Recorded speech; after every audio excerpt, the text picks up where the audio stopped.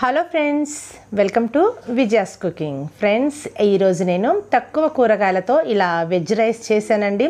Normal రైసే ఇంట్లో మనం ఏదైతే రోజు యూజ్ చేస్తామో దాంతోనే చాలా సింపుల్ ప్రాసెస్ అండి. మనం టిఫిన్ బాక్స్లోకైనా లేకపోతే వీకెండ్స్లోకైనా ఈ యొక్క రెసిపీ అయితే చాలా బాగుంటుంది. మరి ఇంకెందుకు ఆలస్యం, ఈ యొక్క రెసిపీ ఎలా చేయాలి ఇప్పుడు వెంటనే చూసేద్దాం. స్టవ్ ముట్టించి కడాయి పెట్టుకున్నాను.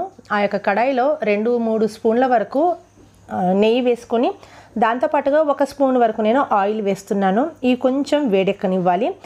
ఆ తర్వాత దీంట్లోకి పెద్ద సైజు ఉల్లిపాయను సన్న ముక్కలుగా కట్ చేసుకున్నాను. ఇలా కొంచెం ఫ్రై చేయనిస్తున్నాను. ఇలా ఫ్రై అయిన దాంట్లోకి కొన్ని పచ్చిమిరపకాయలు, 1/2 స్పూన్ వరకు జీరా, దాల్చిన చెక్క, లవంగాలు, అదేవిధంగా బిర్యానీ ఆకు 2 లేక 3 ఇలాచీలు, వీటన్నింటినీ వీటితో పాటుగా వేసుకొని వేగనివ్వాలి. అయితే జీలకర్ర వచ్చేసి 1/2 స్పూనే వేసుకోండి. అంతకంటే ఎక్కువగా వేసుకుంటే ఆ యొక్క జీరా స్మెల్తోనే రైస్ మొత్తము ఇంకా వేరే స్మెల్ వచ్చేస్తుంది.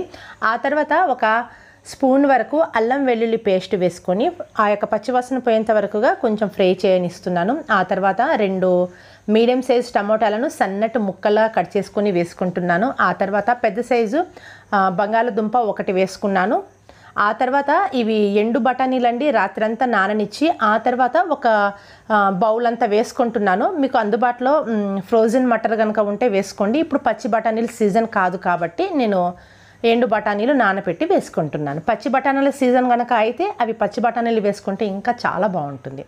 తర్వాత వీటన్నింటిని కలుపుకోండి. కొంచెం 1/2 స్పూన్ వరకే సాల్ట్ వేస్తున్నాను. అంటే ఈ యొక్క కూరగాయలు ఏవైతే ఉన్నాయో అవి కొంచెం మగ్గడానికి మనకు ఉప్పు అవసరం పడుతుంది. తర్వాత మూత పెట్టుకొని 5 నిమిషాల సేపు మగ్గనివ్వండి. ఈలోపు 1/2 కప్పు వరకు పెరుగు తీసుకున్నాను. పెరుగును బాగా ఇలా చిలికించాలి. పెరుగు ఎంత బాగా చిలికిస్తేనే మనకు అంత టేస్ట్గా ఉంటుంది. తర్వాత 1/2 స్పూన్ వరకు పసుపు వేసుకోవాలి. ఆ తర్వాత 1/2 స్పూన్ వరకు కారం వేసుకుంటున్నాను. ఆ తర్వాత 1 స్పూన్ వరకు ధనియాల పొడి వేసుకుంటున్నాను. మీకు అందుబాటులో ఉంటే గరం మసాలా కూడా 1 స్పూన్ వేసుకోండి. ఇప్పుడు 1 స్పూన్ వరకు సాల్ట్ వేసుకుంటున్నాను. మనం ముందే కూరగాయలలో వేసుకున్నాం కాబట్టి కొంచెం తక్కువగానే వేసుకోవాలి.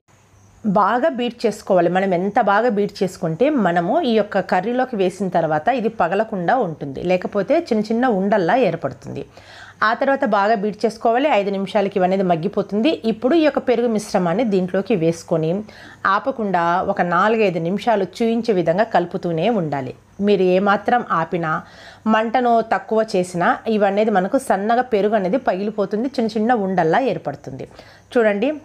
ఆ తర్వాత ఇలా ఉడికేటప్పుడు 5 నిమిషాల తర్వాత ఇప్పుడు ముందుగా 1 అరగంట ముందే నేను బియ్యాన్ని కడిగి ఉంచాను. నార్మల్ రైస్ మేము ఇండియా గేట్ సోనా మసూరి వాడతామండి. ఆ యొక్క బియ్యాన్ని మీకు కావాల్సినంత తీసుకోండి. నేను 1 గ్లాస్ వరకు తీసుకున్నాను. ఆ గ్లాస్ బియ్యాన్ని దీంతో పాటుగా వేసుకొని కలుపుకోవాలి. ఆ తర్వాత కొత్తిమీర వేసుకోవాలి. నానిన బియ్యం కాబట్టి మనకి విరిగిపోతాయి. ఎక్కువగా ఓవర్ మిక్స్ చేయకూడదు. గ్లాసుకు 2 గ్లాసుల చొప్పున నీళ్లు పోసుకోవాలి. ఆ తర్వాత మరోసారి కొంచెం ఇట్లా కదిలిస్తున్నట్లు ఈ యొక్క మసాలాలో నీళ్లు కలిసేటట్టుగా ఇలా కలుపుకోవాలి. తర్వాత మూత పెట్టుకొని మీడియం మంటలో ఉడకనివ్వాలి. ఎలా ఉడకనివ్వాలంటే ఈ నీళ్లు మొత్తం ఇనికేంత వరకుగా ఇలా చూయించే వరకుగా ఉడకనివ్వాలి. తర్వాత దీన్ని అనేది కలపకూడదు. ఆ తర్వాత చాలా సిమ్ములోకి మంటను పెట్టుకొని మూత పెట్టుకొని ఈ యొక్క ఆవిరి ఏదైతే ఉంటుందో ఆవిరికే దీన్ని అనేది మనము ఉడకనివ్వాలి. ఇది కూడా 7-8 నిమిషాలు అయితే సరిపోతుంది. 7-8 నిమిషాలకి ఇలా ఉడికిపోయిందండి. ఆ తర్వాత నేను గ్యాస్ బంద్ చేసి ఒక్కసారి ఈ విధంగా కలుపుకొని 5 నిమిషాల సేపు మూత పెట్టు అలాగే సైడ్కి ఉంచాను. ఆ తర్వాత సర్వింగ్ ప్లేట్ తీసుకొని సర్వ్ చేస్తున్నాను. అయితే దీంట్లోకి రైతా అయినా సరే, నాన్ వెజ్ అయినా సరే, లేకపోతే మిల్ మేకర్ కర్రీ అయినా సరే, ఏదైనా కూడా దీంట్లోకి సూపర్గా ఉంటుందండి. తప్పకుండా ఒకసారి ట్రై చేయండి. అంతెందుకండి, టిఫిన్ బాక్స్లోకి అయితే పిల్లలు ఎంతో ఇష్టపడి తిని టిఫిన్ మొత్తం ఖాళీ చేసుకొని తీసుకొస్తారు.